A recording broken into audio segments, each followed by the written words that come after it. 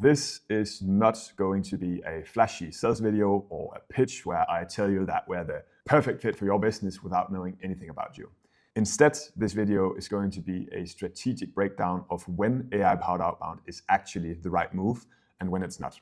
After having worked with more than 100 B2B teams across private equity, M&A, SaaS, manufacturing, energy, sustainability, agencies, and a handful of other verticals, we've built up a pretty reliable picture of which business models outbound actually works for, where it fails, and why some teams scale it to millions while others get no results, and how the ecosystem has actually changed with AI, deliverability shifts, and new tech. So in this video, I'll walk you through the exact system behind our AI outbound engines, the frameworks that we use to decide channel fit, and the tools and tactics that are actually driving disproportionate results right now. So over the past few years, we've generated more than 5,000 sales conversations. We've driven more than $20 million in directly attributed revenue. And we still, to this day, send more than 500,000 cold email outreach messages every single month across dozens of live campaigns. We've helped a renewables company close $1.3 million in 60 days, helped a B2B service team generate 304 leads and 25 new clients in 14 weeks. We've helped an investment firm generate 132 conversations with business owners exploring a sell or merger, and helped startups book meetings with companies like Airtable, New Balance, and Bloomberg. So if you want more detail, we've collected a full set of case studies and testimonials on our website where you can dive deeper into the systems and the results behind these campaigns. So what I'm just trying to tell you with this is that none of what you hear in this video is theoretical. All right, so with that out of the way, let's get into the question that every team eventually ends up asking. Which channel is actually the best channel for our business and our buyers? So just cut to the chase, not every business should be using cold email. If your client lifetime value is under $3,000 or your offer isn't clearly business related, you'll almost always get better returns from channels like Google Search or Meta Ads. And if your total addressable market is under 5,000 contacts, then unless your LTV is very high, outbound normally doesn't really make sense. In those cases, highly personalized motions like ABM, physical mailers, relationship-based outreach, networking events tend to be the best channels. Outbound really shines when your buyers actually read and respond to email, your ACV or lifetime value is high enough to justify spending time on sales and follow-ups, and your TAM, total addressable market, is large enough to sustain consistent volume. So to make this easier, here's a quick overview of how outbound compares to other channels based on the variables that actually matter. So I won't go through this entire table in detail, but feel free to pause the video and look through it. All right, so if outbound might actually be the right channel for you, let's get into the part that actually matters. And that is what actually makes outbound work in 2026 consistently and why most teams just never seem to get there. So let's just clear one thing up straight away. Sending more emails, tweaking copy, or buying the latest AI SDR tool won't turn outbound into a predictable acquisition channel in 2026. All of these things can help on their own, but they aren't the system. The teams that are winning outbound today aren't the ones with the cleverest line in the first email. They're the ones who have a full system that's working together. And the difficult part is that if you just miss one of these things, the whole system breaks. And you end up pouring time and money and effort into outbound, and in return, you get a few random meetings and no actual pipeline. But when all of the pieces are built properly, you end up with one of the most efficient growth engines you can build. A system that consistently turns people that have never heard of you or your business into relevant conversations and then into revenue in a way that's actually predictable, scalable, and under your control. So the good news is that it's not magic. A modern outbound system is made up of 3 phases and 7 pillars. So let's dive into the 3 phases of a modern outbound engine. At a high level, everything really comes down to 3 questions. Does your email actually land in the inbox? Are we actually reaching the right people with something that's clearly relevant? And do we reliably turn these replies into meetings and revenue? And do we keep improving over time? And that's it. So to solve those 3 properly, we build around 7 core pillars. So phase 1 is inbox access. And here, the only actual pillar is deliverability infrastructure. Phase 2 is the right positive replies. Here, the pillars are ICP precision, high quality segmented lists, relevancy-led messaging, and AI-assisted personalization and list checking. Phase 3, converting and actually compounding the system. consists of human-led reply handling and continuous iteration. So let's walk through each of these without actually going too far into the weeds, so then you can get a sense of what it actually takes to make Outbound work in 2026. So phase one, inbox access. The pillar here is deliverability infrastructure, because without this, nothing else really matters. Deliverability is literally the number one reason that most teams fail with cold email, and the reason that even companies who've built their entire company or their entire customer base from outbound have literally watched results fall off a cliff over the last 1 to 2 years. Trying to scale outbound without proper deliverability is like you're trying to pour water into a bucket with no bottom. Most teams still rely on one domain and one provider, which usually is Google Workspace. And when Google then tightens their filters, their entire motion collapses. So modern 2026 outbound setup looks quite different. In plain language, it means buying multiple domains and inbox instead of just hammering one domain to death. Using 3+ providers, so that could, for example, be Gmail, Outlook, Microsoft Azure, private SMTPs, so that you're not exposed to one platform's rules. And then it uses warmed up rotating domains with spare inboxes ready so that you can actually swap out anything that's underperforming. It uses daily monitoring of reply rates and bounce rates at the inbox and domain level. It utilizes automatic replacement of inboxes that fall below a baseline of reply rates, which is typically 2%. It uses human-like sending patterns instead of just blasting 50 emails in 3 seconds. And it uses light spin tags, so no two emails are actually identical. It doesn't track open rates because pixels are now a very clear spam signal. And it uses clean, verified contact lists, so you're not burning sender reputation by sending to emails that don't actually exist. So just fixing deliverability alone can 2 to 3x reply rates, and it's one of the main reasons our clients' results don't crater after the first 30 days. So once you can reliably land in the inbox, then it becomes about who you're actually emailing and what you're saying. And that leads us to phase 2. So once inbox access is handled, driving positive replies comes down to 3 things. You're emailing the right kind of company and person, your data and lists are clean and up to date, and your messaging is clear, relevant, and low friction. So that's where pillars 2 to 5 come in. So let's start with pillar 2, which we call ICP precision. So outbound only works when your ICP is surgically defined. So that means you can't just have your ICP be any SaaS company in the US or all manufacturers or like anything where you haven't properly defined who your ICP actually is. So our approach is actually quite straightforward, but we're quite straight with it. So we start by looking at your best customers. What exactly do they have in common? What actually triggered them to buy when they did? Which objections actually mattered in the end? And then we listen to how your buyers actually talk. So we analyze your sales calls. We capture their exact language from Reddit threads, and their words then become the core of the messaging, not ours. And then we pressure test against the total addressable market. So is the audience actually big enough to sustain outbound, or are we just going to burn through it in the first month?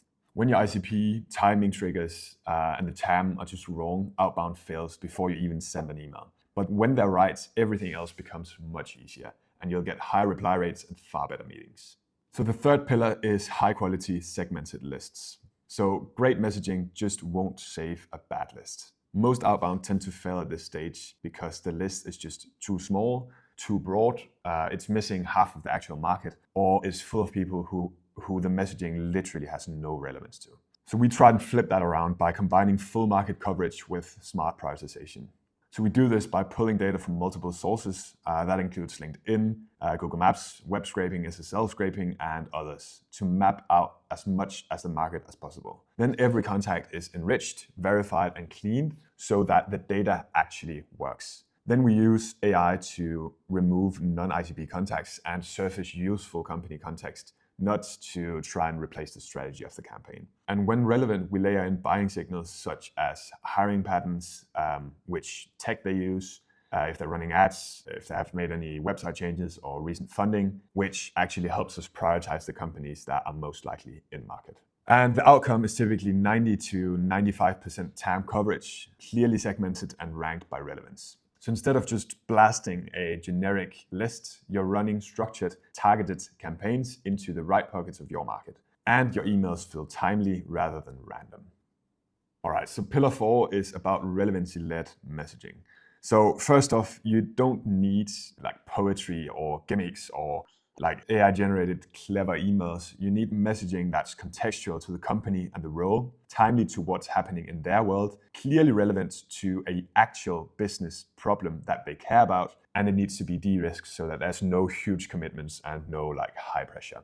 And then it should be short enough so that a business operator can actually read it or at least get the sense of what we're reaching out about in 5 seconds or less. So the simple test that we use is, would a real person actually say this if they'd spent 5 minutes researching this prospect and then sent an email?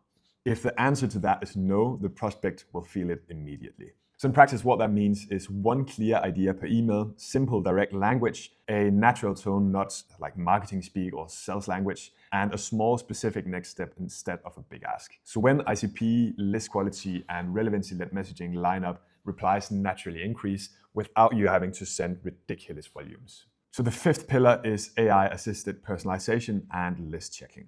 So the key thing here is that AI should amplify good outbound, not try to replace judgment. So if you use AI well, it becomes a force multiplier of the jobs that humans just can't do at scale. So we use it for things like double-checking ICP fit on a contact or company, surfacing relevant company insights from messy sources, spotting founder or exec level signals, such as exits, funding, role changes. And then we use it to pull out meaningful triggers from the website and content and actually mapping those triggers back into your offer.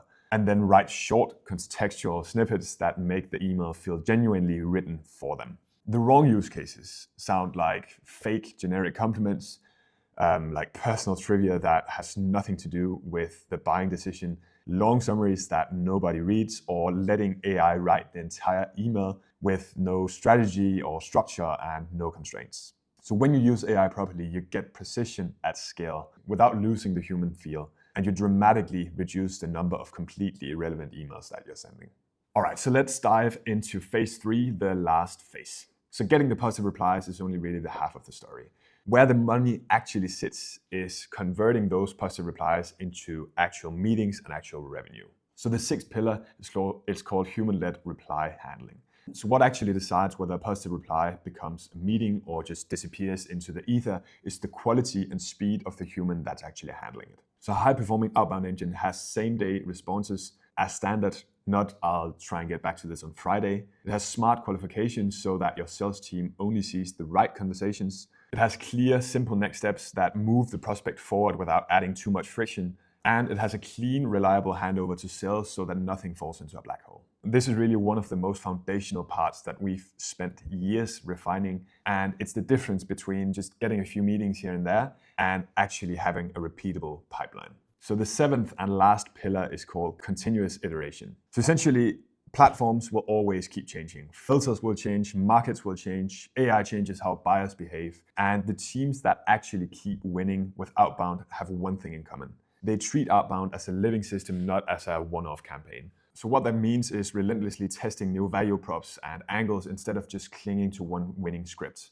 It means replacing underperforming inboxes and domains before they drag everything else down. It means refining the ICP definitions as you learn from sales who actually converts best. It means adding new data sources as the market shifts and testing new tools and AI models where they actually help. And it means updating messaging based on real call notes and real objections. So Outbound is unfortunately not something that you just set up and walk away from and then come back to in 6 months and hope that it still works. Either it's going to evolve with your market or it's going to decay.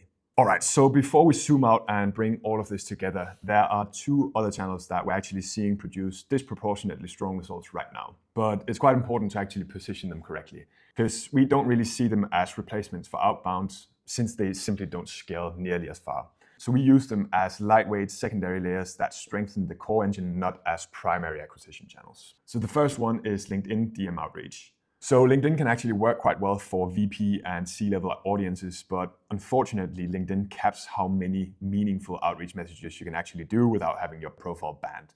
So we use it as a relationship building layer and not really a volume driven channel. So we use it to warm up the highest value prospects that are also seeing your emails. So the second channel is one of the channels that we are probably most excited about, and that's AI SEO. So this channel is actually growing extremely fast right now as buyers are shifting from asking Google to just asking GPT or Gemini. And what AI SEO does is that it lets you show up as the answers. We're actually investing heavily in it ourselves because it looks like SEO in the early 2000s, and we believe there's a pretty good chance it's actually going to replace large parts of traditional SEO in the next 5 years. Okay, so let's try and actually bring all of this together.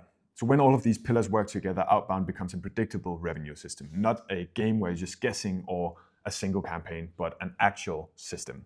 So teams that build a full system and not just the messaging or some of the tools consistently see relevant conversations with the right people at a predictable pace without having to hire a bunch of SDRs, without burning domains, and without juggling 10 different tools. And this is why our best clients stay for years and not months.